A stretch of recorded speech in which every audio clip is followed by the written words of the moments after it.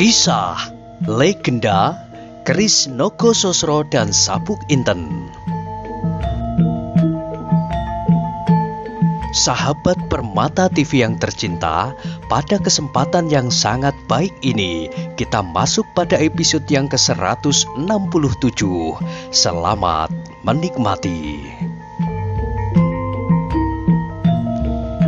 Dalam kisah sebelumnya diceritakan, tangis Nyai Ageng Lembusora bertambah nyaring, serta pelukannya menjadi bertambah erat, seakan-akan tak mau melepaskannya lagi.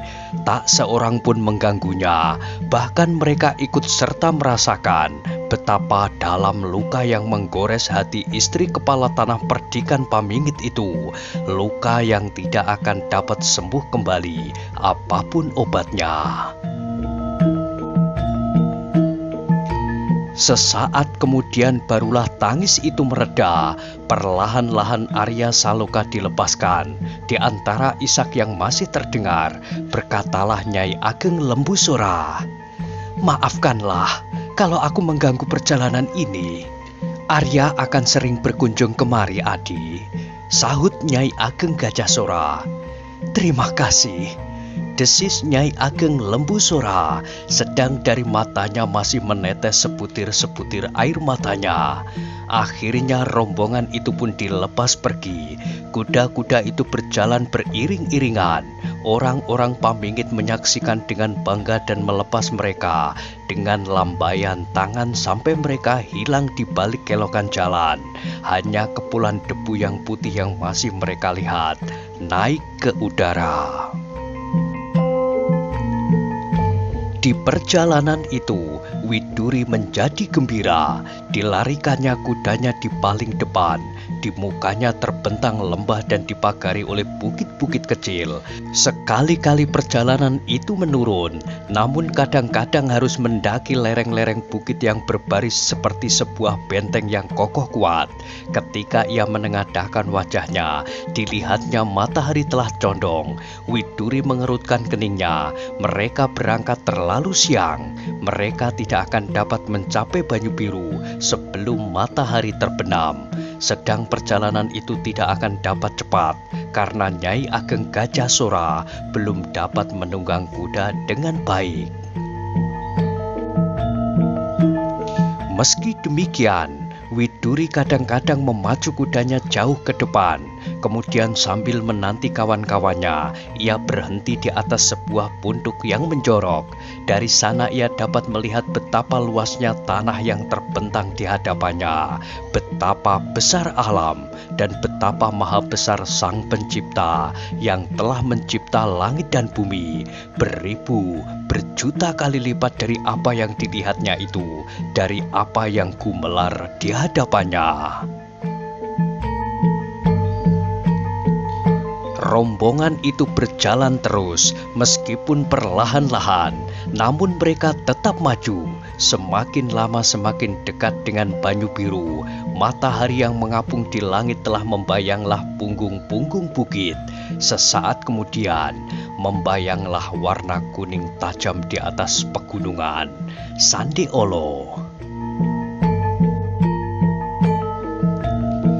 Widuri tersenyum memandang warna itu. Tiba-tiba teringatlah olehnya warna-warna Sandeolo beberapa tahun yang lalu di Gedangan. Pada saat tiba-tiba saja mereka disergap oleh sepasang uling dari Rawa Pening. Tetapi uling itu telah tak ada lagi. Mereka telah dibinasakan oleh Arya Saloka. Gumamnya, alangkah gagahnya anak itu. Tiba-tiba wajah Widuri menjadi kemerah-merahan. Segera ia menoleh ke arah rombongannya. Mudah-mudahan mereka tidak mendengar, pikirnya. Gadis itu menjadi malu sendiri, malu kepada pengakuannya bahwa ia telah mengagumi Arya Saloka. Karena itu, sekali lagi ia melarikan kudanya ke punduk yang lain, sambil berusaha mengusir angan-angannya tentang anak muda dari lereng bukit Telamaya itu.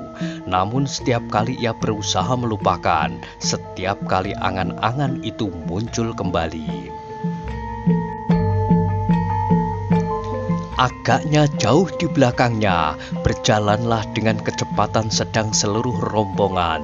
Gajah Sora mendampingi istrinya bersama Arya Saloka. Di belakangnya Ki Ageng Pandan Alas berjajar dengan Kepu Kanigara yang kadang-kadang menjadi cemas melihat kenakalan anaknya yang jauh di depan.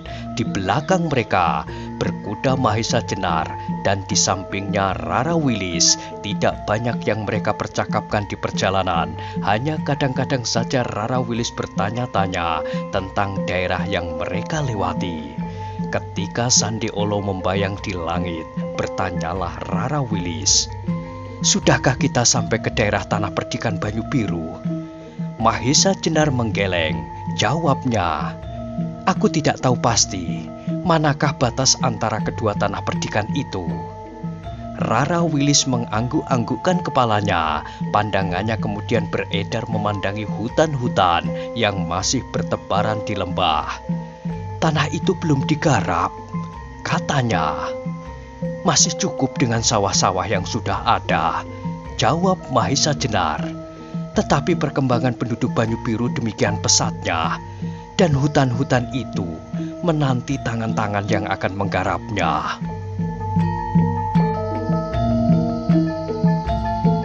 Rara Wilis terdiam. Di perjalanan antara Pamingit dan Banyu Biru, hampir tak dijumpainya pedesaan. Agaknya rakyat Banyu Biru dan Pamingit lebih senang dedukuh pada pedukuhan yang tidak terlalu jauh jaraknya satu sama lain. Meskipun demikian, sekali-kali mereka melewati pedukuhan pula, pedukuhan-pedukuhan kecil yang seakan-akan terpisah dari induk tanah perdikan mereka. Namun mereka pun merupakan sendi-sendi kehidupan yang tak dapat dilupakan. "Adakah Kakang akan menetap di Banyu Biru?" Mahesa Jenar tersentak mendengar pertanyaan Rara Wilis yang tiba-tiba itu. Untuk sesaat ia tidak tahu bagaimana ia harus menjawabnya. Dipandanginya saja wajah gadis yang duduk di atas punggung kuda di sampingnya itu. Ketika Rara Wilis merasa betapa sepasang mata yang tajam memandanginya, ditundukkannya wajahnya dalam-dalam. Tanpa disengaja, Mahesa Jenar mengamat-amati wajah itu dengan seksama. Sejak semula ia memang mengagumi kecantikan Rara Wilis. Tetapi sejak perjuangannya mencari Kiai Nogososro dan Kiai Sabuk Inten meningkat, serta usahanya untuk mengembalikan Arya Saloka hampir sampai pada titik puncaknya, ia tidak mempunyai waktu lagi untuk selalu memperhatikan wajah itu. Sekarang tiba-tiba ia mempunyai waktu itu. Namun hatinya menjadi tergoncang karenanya. Di wajah yang cantik itu tampaklah beberapa bintik air mata. Mahesa Jenar menarik nafas dalam-dalam. Baru sekarang dilihatnya kesayuan yang membayang di wajah yang cantik itu. Betapa gadis itu mengorbankan remajanya untuk memberinya kesempatan melakukan pengabdian mutlak kepada sesama dan kepada Tuhannya. Dua pengabdian yang tak mungkin dipisah-pisahkan. Mungkin pada saat-saat mendatang bukan berarti bahwa ia akan dapat mengabdikan pengabdian itu, namun ia sudah mempunyai waktu untuk memikirkan dirinya sendiri. Mahesa Jenar menjadi iba kepada gadis itu. Ia merasa bahwa sudah terlalu lama ia membiarkan gadis itu menahan hatinya tanpa mendapat perhatiannya sama sekali. Telah terlalu lama ia membiarkan gadis itu merasa betapa sepi hidupnya. Tiba-tiba ia ingin menjelaskan kepada gadis itu mengapa ia bersikap demikian. Perlahan-lahan terdengar Mahesa Jenar berkata, "Wilis, kalau sampai sedemikian lama aku berdiam diri, itu karena aku ingin hidup kita kelak tidak terganggu oleh kesanggupan dan janji diri. Aku ingin hidup tentram setelah aku menyelesaikan pekerjaanku. Aku harap kau dapat mengerti bahwa apa yang aku lakukan adalah demi kebahagiaan kita kelak. Bukan semata-mata aku membiarkan diriku melakukan pekerjaan yang aku senangi tanpa mempertimbangkan pendapatmu. Sebab..." "Kakang," potong Rara Wilis, Gadis itu mengangkat wajahnya dan memandang Mahesa Jenar tidak kalah tajamnya. Katanya meneruskan, "Kenapa Kakang berkata demikian? Apakah aku pernah menyatakan penyesalan atas semua yang pernah terjadi selama ini berjuang untuk suatu pengabdian, untuk memenuhi kewajiban yang Kakang letakkan di pundak Kakang? Sampai sekarang pun, aku telah berusaha untuk membantu Kakang, setidak-tidaknya membesarkan hati Kakang, agar Kakang dapat melakukan kewajiban itu dengan tenang. Tentang diriku sendiri, aku telah lama melupakan kepentingan itu. Aku telah biasa hidup dalam kesepian sejak ibuku meninggal dunia." Rara Wilis tak dapat meneruskan kata-katanya. Air matanya menjadi semakin deras mengalir dan tangannya menjadi sibuk untuk mengusapnya. "Maafkan aku, Wilis," desis Mahesa Jenar. Ia telah menyesal mengatakan apa yang tersimpan di dalam hatinya. Ia menyesal bahwa ia telah mengucapkan kata-kata yang sama sekali tak dikehendaki oleh Rara Wilis. Tetapi tiba-tiba Mahesa Jenar berkata, "Wilis, sekarang semua kewajiban itu sudah selesai." Rara Wilis terkejut. Ia mengangkat wajahnya yang basah, seakan-akan ia ingin mendengar kata-kata itu sekali lagi. "Pekerjaanku telah selesai," ulang Mahesa Jenar meyakinkan. "Bagaimana dengan Kiai Nogososro dan Kiai Sabuk Inten?" tanya Rara Wilis. "Keris itu sudah aku ketemukan," jawab Mahesa Jenar. "Sudah Kakang ketemukan?" Wajah Rara Wilis tiba-tiba menjadi cerah, tetapi tiba-tiba matanya menjadi suram kembali. Katanya, "Kakang hanya ingin menyenangkan hatiku, atau hati Kakang menjadi patah dan tidak mau mencari kedua keris itu lagi?" Cepat-cepat Mahesa Jenar menyahut, Tidak Wilis. Aku sama sekali tidak akan menghentikan usahaku seandainya kedua pusaka itu belum dapat diketemukan. Tetapi kini kedua keris itu benar-benar telah dapat diketemukan." Perlahan-lahan wajah Rara Wilis menjadi cerah kembali. Namun dari kedua biji matanya yang hitam bulat masih memancar berbagai pertanyaan. Meskipun pertanyaan-pertanyaan itu tak terucapkan, tetapi Mahesa Jenar dapat mengartikan. Karena itu ia berkata, "Wilis, kau tak perlu bercemas hati tentang kedua keris itu. Sudah sejak lama aku mengetahui di mana kedua keris itu berada.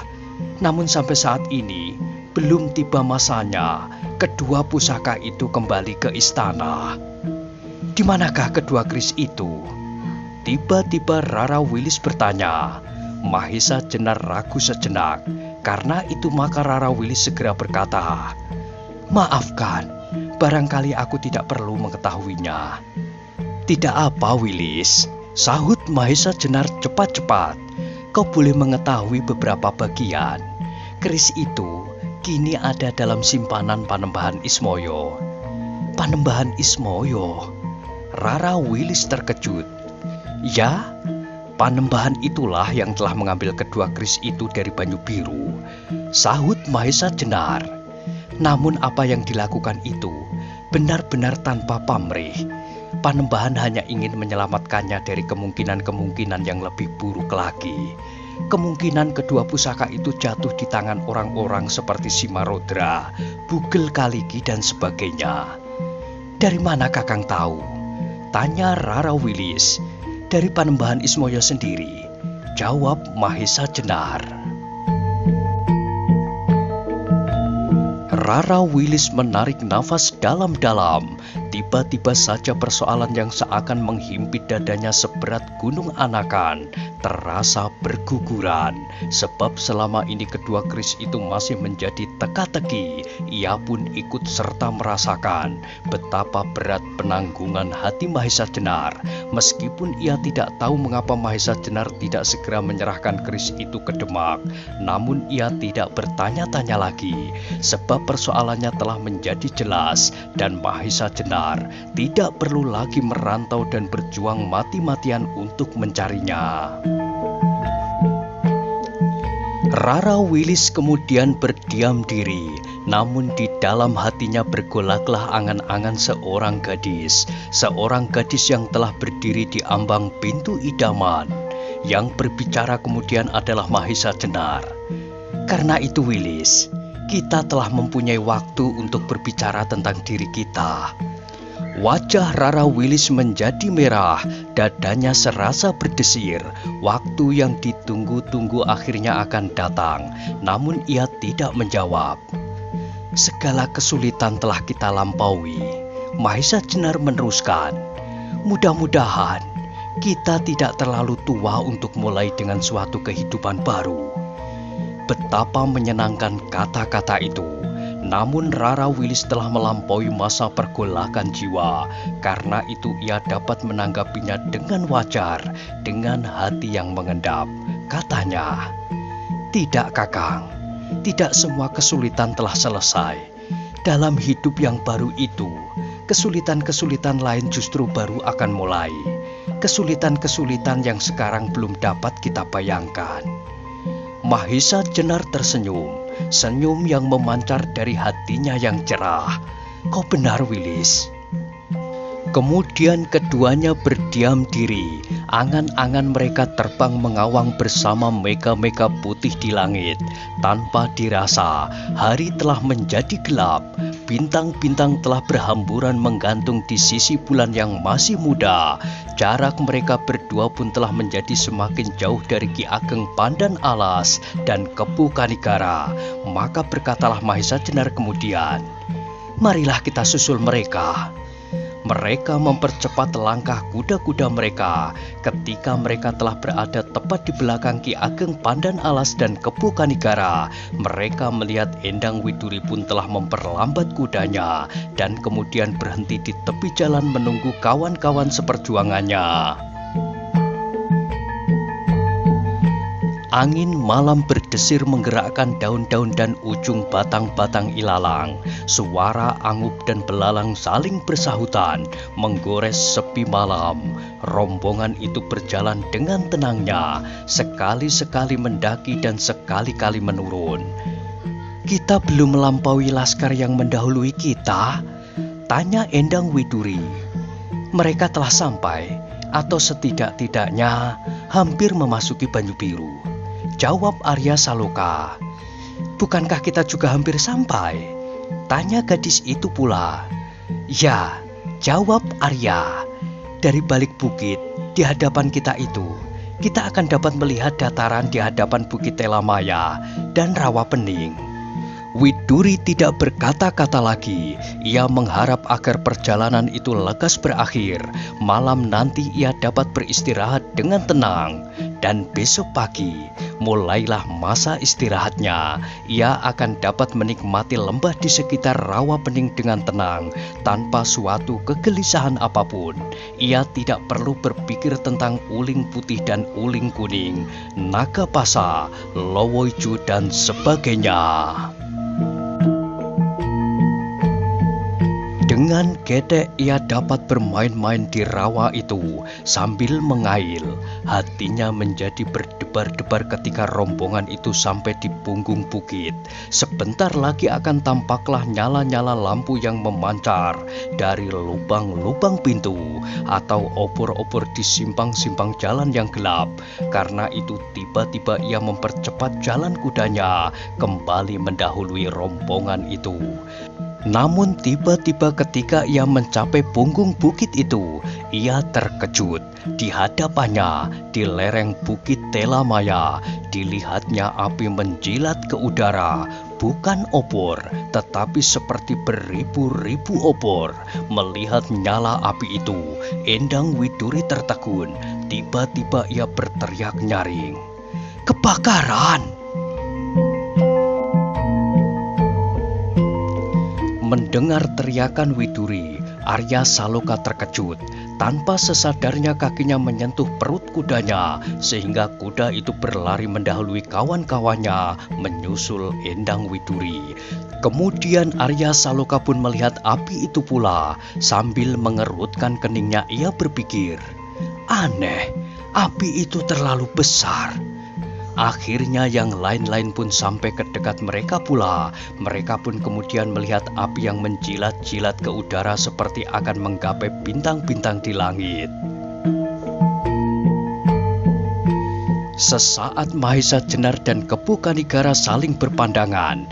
Kemudian terdengar Mahesa Jenar berdesis, "Kebakaran!" Belum lagi ngiang suara hilang, terdengarlah lamat-lamat suara kentongan di lereng Bukit Telamaya. Tiga ganda. "Kebakaran!" Ki Ageng Gajah Sora mengulang. Tampaklah wajahnya menjadi merah dan giginya gemertak. Katanya melanjutkan, "Inikah sambutan tanah kelahiranku atas kedatanganku? Atau tanah ini sudah tidak mau menerima aku kembali?" "Jangan berpikir terlalu jauh, Nger," potong Ki Ageng Pandan Alas. "Ada bermacam-macam sebab yang menimbulkan kebakaran. Sebaiknya Angger melihatnya." Ki Ageng Gajah Sora menoleh kepada istrinya. Ia ingin memacu kudanya. Namun bagaimana dengan Nyai Ageng Gajah Sora itu? Ki Ageng Pandan Alas yang sudah tua memaklumi. Katanya, "Pergilah Angger, sekalian mendahului. Lihatlah apa yang terjadi. Mungkin ada bahaya yang datang, tetapi mungkin juga karena kelengahan sendiri. Biarlah aku mengawani Nyai Ageng Gajah Sora dalam perjalanan yang tinggal beberapa langkah ini." Sekali lagi Gajah Sora memandang istrinya. Ketika istrinya mengangguk, maka berkatalah Gajah Sora, "Aku mendahului, Paman."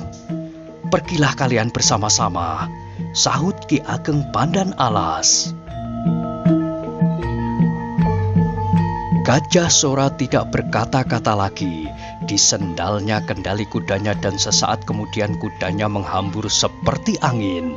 Disusul oleh Arya Saloka yang terpaut 2 langkah di belakang kuda ayahnya. Kemudian di belakang mereka Kepu Kanigara, Mahesa Jenar, Rara Wilis dan Endang Widuri. Bahkan kemudian dengan gembiranya Widuri berpacu meskipun malam menjadi semakin gelap. "Hati-hatilah Widuri!" Ayahnya berteriak memperingatkan. Widuri menoleh sambil tersenyum, tetapi ia tidak menjawab. Derap kuda itu seperti akan memecahkan selaput telinga, berdetak-detak di atas tanah liat yang berbatu-batu.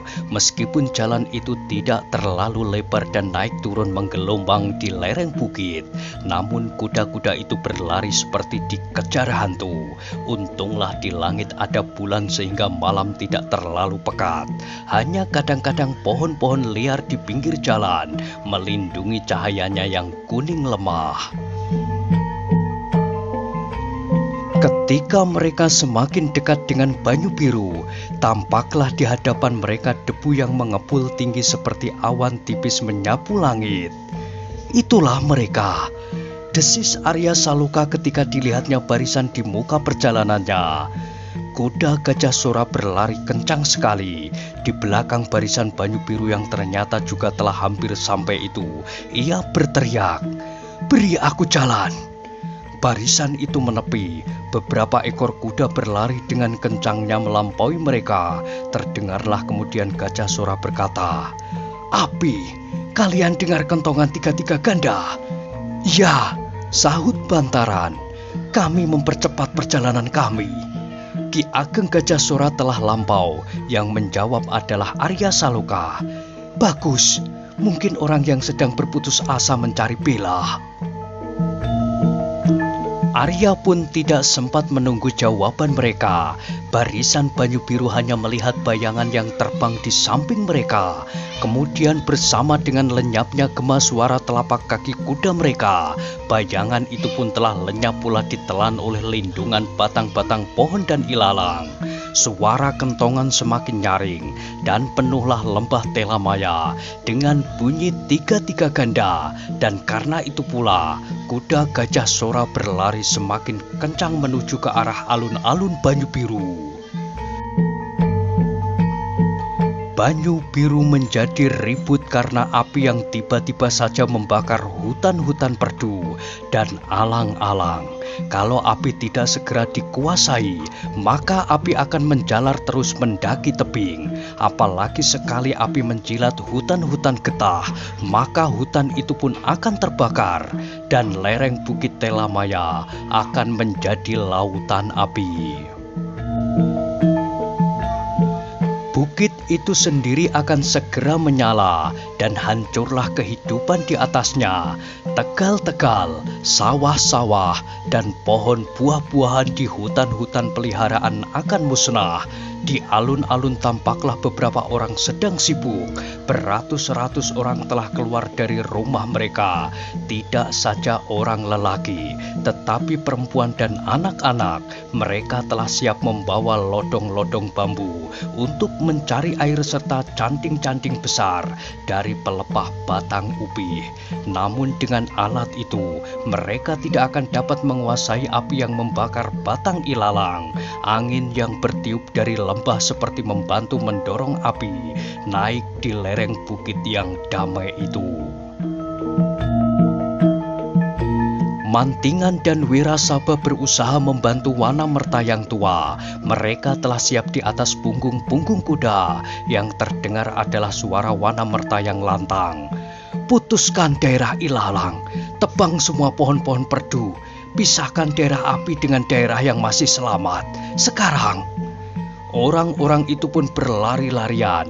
Mereka melemparkan lodong-lodong bambu di tangan mereka. Sedang mereka berlari-lari pulang mengambil sabit, pedang, pacul, dan senjata-senjata tajam mereka untuk menebang hutan-hutan perdu dan batang-batang ilalang. Rakyat Banyu Biru menjadi kacau seperti gabah dalam tampian. Mantingan, Wirasaba dan Wanamerta berusaha untuk menenangkan mereka. Sambil berteriak-teriak mereka memberi petunjuk-petunjuk yang harus dilakukan. Jangan bingung. Terdengar suara Mantingan bergemuruh. Semua pergi ke lereng. Tebang batang-batang ilalang yang belum termakan api, supaya api tidak terus menjalar ke atas. Di sebelah lain Wirasaba berteriak tinggi. Nah, yang sudah bersenjata di tangan, masing-masing pergi sekarang juga. Jangan menunggu api-api mendatangi kalian. Kalian harus menyerbu ke daerah api itu. Wirasaba sendiri mendahului pergi ke lereng Bukit Telamaya. Dengan kapak raksasanya ia menebas pohon-pohon perdu seperti menebas rumput-rumput saja.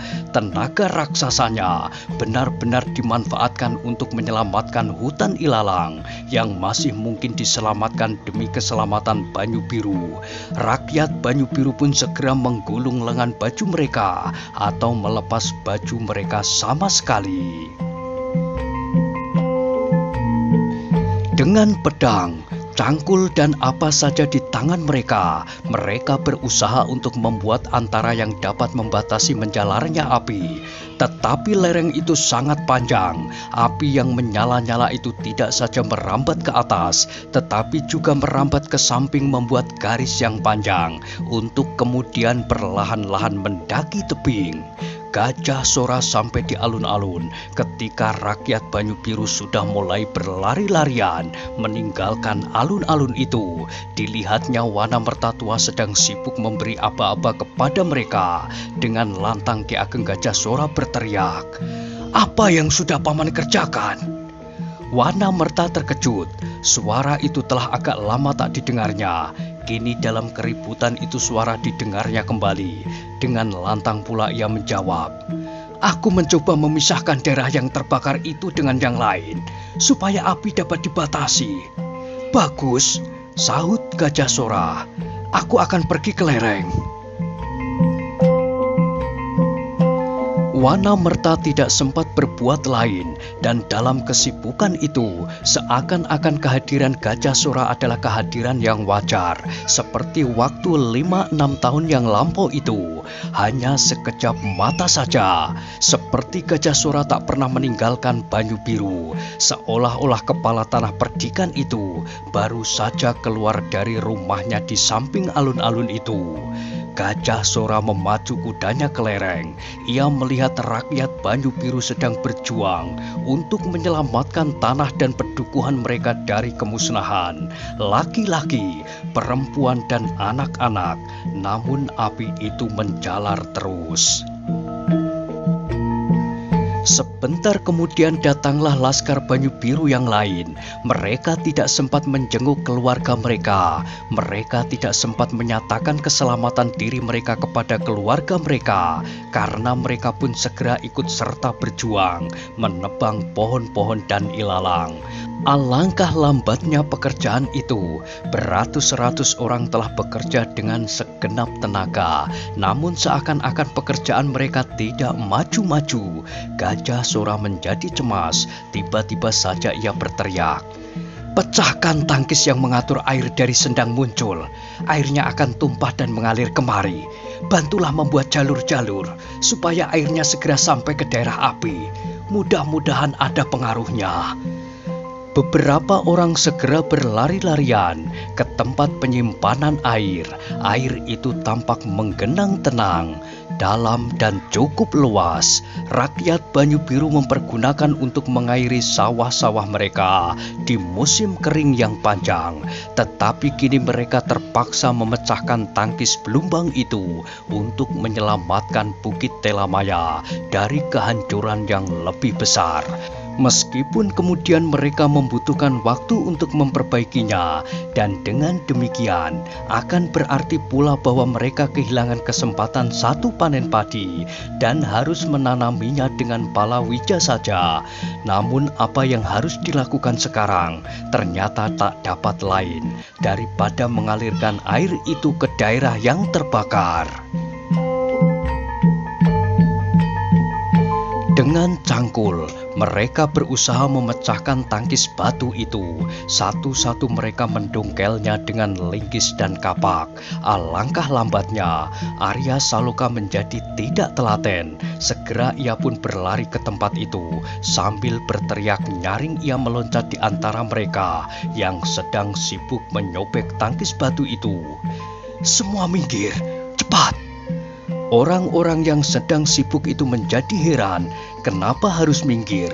Bukankah mereka harus memecahkan tangkis batu itu? Tetapi segera mereka berloncatan ketika mereka melihat Arya Saloka berdiri tegak di atas satu kakinya. Kakinya yang lain diangkatnya ke depan. Satu tangannya menyilang dada, sedang tangan yang lain diangkatnya tinggi-tinggi seperti api yang menjilat-jilat ke udara itu. Dengan penuh tenaga dan kemampuannya, Arya berteriak nyaring sambil meloncat maju.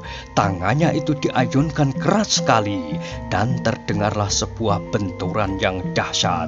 Aji Sosrobirowo menghantam tangkis itu, maka pecahlah beberapa batu dan terlontar berserakan. Air dalam waduk itu bergolak, kemudian terlontar keluar lewat lubang yang dibuat oleh Arya Saloka. Suaranya bergemuruh seperti pasukan yang berbaris menyerbu musuh. Arya Saloka segera meloncat menghindari air itu. Demikian juga beberapa orang yang berdiri keheran-heranan melihat tandang anak muda itu. Di antara mereka yang menjadi keheran-heranan adalah Ki Ageng Gajah Sora sendiri. Di samping harapannya yang tumbuh karena air yang melimpah itu, sehingga akan dapat mempengaruhi api yang sedang menyala-nyala itu, ia pun menjadi heran melihat tandang anaknya benar-benar di luar dugaannya. Sosrobirowo itu benar-benar mencengangkan. Agaknya Arya Saloka dapat menerapkan ilmunya tidak saja untuk melawan musuh dan membinasakannya, namun kini mempergunakannya untuk keselamatan daerah Banyu Biru dari bahaya api. Air itu mengalir seperti seekor naga, dengan cepatnya meluncur ke lereng. Beberapa orang sibuk membuat jalur-jalur untuk mengatur arahnya, sehingga dapat mencapai api yang sedang berkobar itu. Lereng Bukit Telamaya itu menjadi semakin ribut. Orang-orang berlarian kian kemari. Anak-anak yang ikut menebas batang-batang ilalang sudah menjadi ketakutan, karena api seakan siap untuk menerkam mereka. Namun air yang mengalir dari belumbang itu akan segera membantu mereka. Mahesa Jenar dan Kepu Kanigara pun ikut sibuk pula membantu mereka. Mereka berloncatan dengan pedang di tangan mereka, menebangi pohon-pohon perdu. Tetapi tiba-tiba Mahesa Jenar tertarik pada asap yang mengepul di udara. Dilihat asap yang bergulung-gulung kehitam-hitaman. Sesaat ia berdiri tegak mengamat-amati asap itu. Nah, bagaimanakah kisah selanjutnya? Silahkan ikuti terus kisah legenda Keris Nogo Sosro dan Sabuk Inten pada episode berikutnya. Sampai jumpa.